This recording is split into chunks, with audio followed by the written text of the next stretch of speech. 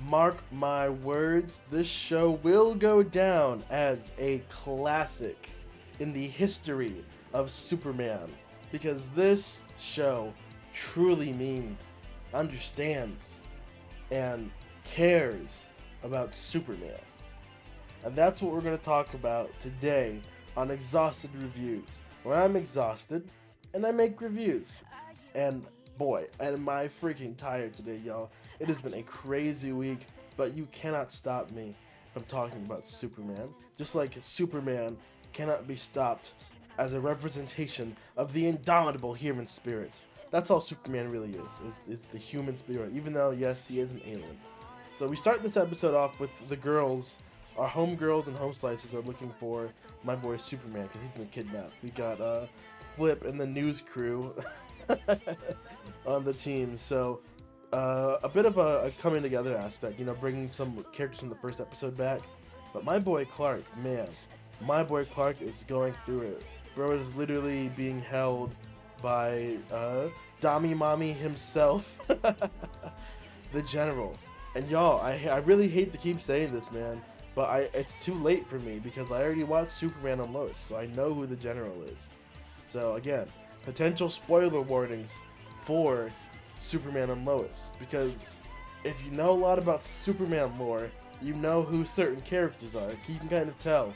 Like, I have Dr. Ivo being Parasite, you know, that's who he is, and perhaps a certain character named Alex, sorry, his name was Alex, but you see where I'm going, so we don't need to keep dwelling on it, we're just going to skip right past it. And even though we do get confirmed, we get a little flashback, our boy General pulls up, he's able to make the entire room like a holographic flashback, which was honestly kind of hilarious, bro. He literally like turns the room into a flashback room, and he shows them the day a giant obelisk, some real Man of Steel type stuff happened, right?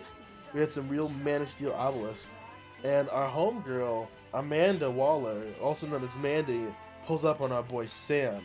And if you know who Sam is in the context of being a general in Superman lore, if you know his last name, you know who he is as a character. I don't want to spoil it for people who don't know anything about Superman. If this is your first time watching Superman, honestly, congrats. You picked a good Superman property. I think the show does a good job of showing what Superman is about, while also mixing in some of the more Zack Snyder elements that have been a little controversial. I will give it that. They've been a little controversial, I can't lie. But that's just how it is these days. Everything's got to be a little controversial regardless. And, well, this is not the song for what's about to happen. There we go. Because, yeah, all these army folks are just chilling here, right? They're chilling out in front of the obelisk, I guess I should say. And then all of a sudden, oh heck nah. Someone play the sniper wolf. Oh hell nah. Because bro, they literally start a freaking portal opens up above the obelisk, and these dudes are kind of screwed. They instantly start getting like attacked. Like they're sending in like the robots and stuff that intergang stole in the beginning of the series. It's a full-on war, man. It's a full-on war, y'all. They are not this Kryptonian technology is not playing around. And Sam, the general, was there. He was there the whole time. So yeah, he's been preparing for this moment. That's why he's leading Task Force X right now. And that's why the technology they used that was stolen by Intergang was Kryptonian technology that he was able to lead the charge on reverse engineering. And then our boy Superman, bro literally starts crying, bro, when he sees that, bro. He's like, bro, I didn't know. And of course he didn't know. Clark's a good guy. He didn't know that the Kryptonians pulled up. I didn't even get to show you guys the hardest part. And it's honestly kind of insane after the end of the episode too. Hold up, I gotta show y'all this dude. This guy was a savage, yo. It was like, I guess it must be General Zod, because there's a human. Well, I guess I really shouldn't say human. Humanoid, I guess. There's a Kryptonian. There we go. I think they're looking at him now, and there's a Kryptonian up there, bro. There's a full-on Kryptonian, mysterious Kryptonian. Probably General Zod. I'm not gonna lie. Probably General Zod. So I wonder if he's. I guess this might be the final villain for the series. I suppose you could call it.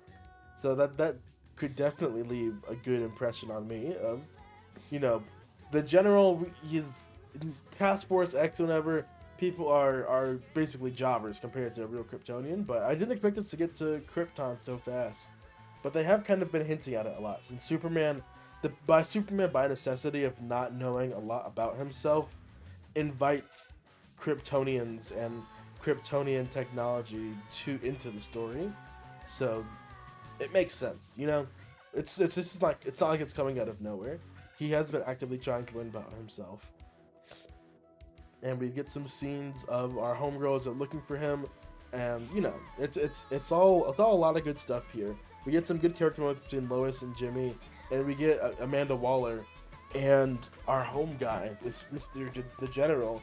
He's really out here, bro. He's really out here, like you know, Superman might. There's a possibility Superman might have been a baby during the whole invasion thing, guys. Maybe he was a baby. Maybe he wasn't there. I don't know. We didn't see him, but we might be capping. And Amanda Waller is like, bro, don't fuck with me. Fuck with your bitch. Like, Amanda Waller is like, all right, we gonna see about that. And then all of a sudden, I'm pretty sure we see this, right? Amanda Waller is looking all mad because, you know, she's like, don't play with me, play with your bitch. But this is then immediately after this scene is, what's your name? Livewire. Livewire's collar stops working and the camera goes off. So I'm pretty sure Amanda Waller cut the camera and powered up Livewire so she could break out our boy Ivo. And then Dr. Ivo literally breaks out and comes to harass Superman, bro. So, and they actually do a good job tearing through some of the, they do a good job tearing through these soldiers, bro. I'm not even gonna lie. The soldiers don't even stand a chance against this dude and his literal Evangelion armor, bro. Bro literally has Evangelion armor. It's actually kind of crazy. Yeah, it's pretty insane. I like a lot of the action they're doing. And then we get into the Primo conflict, the Primavera conflict of the episode is our Parasite is just getting bigger and bigger, and things are going bad. Roughhouse is making a mess. Slade tries to get in here, right? Poor Slade, man. This is actually hilarious because she uses her freaking her super speed to get out of the way of Slade. And you guys, when I pause this like this, I just want you guys to know it's not because I'm trying to drag the video out. It's because I'm trying to not get copyright claimed. Because what I gotta show you next, you gotta see it for yourself, man. I am not risking this, bro. She pulls up to dude with her freaking electric powers, absolutely fully charged up, bro, literally full charge, and she like punches him in the eye, bro. She punches him in the eye. You can see it, dude. The electricity like leaving his eye, the electric trail, bro. She just like poked him in the eye, bro. She's mad dirty. And it gets to the point where Superman is able to get out. But you don't even understand, bro. Superman is having a moment where he's like, bro, I literally saw an invasion, and they're like, we need you, Superman. Why do we need you? Oh, only the giant fucking kaiju of Parasite, bro. Literally, Parasite turned into a giant kaiju, bro. If anything is a good representation of Parasite, the villain, I feel like this is great because he has really just gone fully insane. The tech has corrupted his brain. The suit has corrupted his brain, and he literally looks like a freaking worm, bro. He looks like a parasite. He looks like he's gonna, if he was like 70 times smaller, he looks like he would catch a ride on your back and just suck your blood out.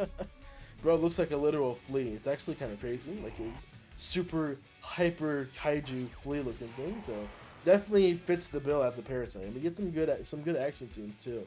But Superman just cannot keep up with it. That dude is huge, bro. You're not gonna look me in the face and tell me this guy isn't a one big giant Evangelion reference, y'all, or some kind of like Godzilla reference or something. Bro went full kaiju and is just like tasing the fuck out of Superman. And this is when something that's been kind of building up. It's been building up for a long time. Jimmy's Flamebird thing. We've seen him suddenly get super duper popular. And they're actually able to finally do something with that besides just have Jimmy make fun jokes about it. This really feels like a season finale episode, y'all. Honestly, this feels like a season finale episode, and I don't know why. Because there's just such a sense of like community and finality in this episode and like acceptance. Lois Lane gets out here and she's like, yo, Superman has been out here for like a minute, dog, and he's done nothing but help us. Who among us has not had a bad day before? And everyone's like, damn, like, you're right, Superman is kind of based. And so they're like, y'all, Parasite is out here sucking up power. So I'm asking you guys, Metropolis, can you come together and conserve some power, save the power? And Metropolis actually does it, bro. They all band together, and it's kind of great because, like, all the power that goes off in the city, Parasite doesn't have anything to siphon up and suction and fuel, and our homeboys are able to clutch the W because he's not able to get any more power. He's not able to grow any bigger. And I don't really think it makes sense for his stuff to dissolve. Maybe, I don't know how much power the suit is using, but they were able to, because they shut off the breakers. It's not like they were just turning off the lights. Lois is like, yo, shut the breakers off, yo. The breakers gotta go. And Metropolis all came by and stood by Superman and said, yeah, we don't like it when giant purple monsters that look like they belong in a Japanese anime run around through our city. And so, yeah, they helped out. And Superman, he's like, I know you're in there, Ivo. He's like trying to fight him. And he's actually able to use his X-ray vision kicks in for the first time. I think I skipped it, but yeah, his X-ray vision kicks in for the first time, and he's able to, when he's faced with the overcoming odds, bro is really like having that Super Saiyan. He's just getting his powers, and I like the way he's getting his powers this scene, getting accustomed to it, and how he had to adapt for this too. Especially that was like a cool shot too of how he's able to use his power to see Ivo trapped in there. And he's like, who do you think, if he's like, bro, Ivo, you're a monster? Like, if I'm a monster, what are you? And he's like, yo, don't you read the Daily Bugle articles written by Lois Lane? I'm Superman. Paching! Bro, hard. That's kind of hard, bro. That's kind of hard. I'm not going to lie. Him taking out Parasite like that. Parasite went out like a bitch, bro. Superman dogged on him. Superman cooked his ass. I'm not even going to play with you guys. Superman roasted, toasted, double flop-sided, roasted on a spit, on a shingle, hold the onions, make it cry actually, and add some axle grease to it too. Yeah, so fried, absolutely cooked. And it's kind of hilarious because, well, actually, I got to touch on this beautiful scene where Lois says, I love you. She lets it slip, and Clark abducts her and forces her to make, I'm joking around. No, this is honestly super cute. Very, very fun, very wholesome, very genuine. I'm a big fan. And yeah, these beautiful couple, beautiful anime tan Chad bimbo couple. We love to see it. Y'all, you gotta leave a like for this. You gotta leave a like for the himbo bimbo couple, y'all. You gotta leave a like for the tan girls with the himbos. Come on. Who doesn't love a good tan girl with a himbo? I think we can all agree. That's the best romance arc of all. I think the real friends were the tan girls we made along the way. So yeah. Sadly, Slade Wilson loses an eye. Oh, and the general, yeah, he got demoted because he let a lot of shit happen with Parasite, bro. She's got the whole she's got the whole billboard of craziness, bro. So General gets demoted. Amanda Waller officially takes over Task Force X, aka the Suicide Squad.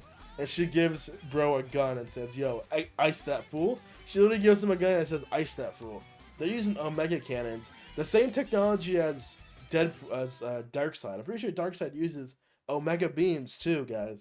So they've been I don't even know where they got this kind of thing. This is like Cyborg from Teen Titans level technology of like, especially in the Zack Snyderverse, of him being able to open up like boom tubes and stuff. Craziness. The technology they have on display is just absolutely crazy, y'all. What do you guys think about this episode?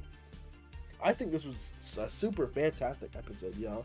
These last 3 episodes, I'm gonna give Superman a lot of 8s and 9s, honestly. This is definitely a 9 episode, maybe even a 10, because there was a super dope moment when the power went out and Superman was just laying there, like, trying to recover, and he could hear people saying, like, Superman will save us. Mommy, I'm scared. I'm like, go, Superman. And then Lois Lane being like, man, please save Superman, Lois, because I'm trying to bone him down. And you know what? Metropolis really came through, and I would really appreciate it if you guys could come through for me and just leave a comment on the video telling me your favorite part of this episode. And I will see you guys in the next video. Peace.